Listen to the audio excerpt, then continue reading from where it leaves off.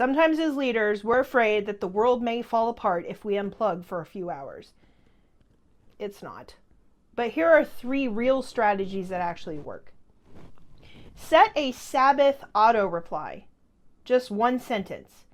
I'm offline today to rest and refocus. I'll get back to you tomorrow.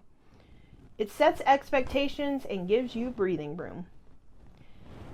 Another great tip that seems simple but is powerful, and that is just charge your phone outside the bedroom. If your Bible app is next to Instagram, guess which one you're probably going to open first. And then replace, don't just remove.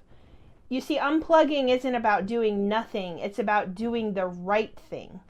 Go on a walk, read a book, call a friend. You are not weak for needing rest.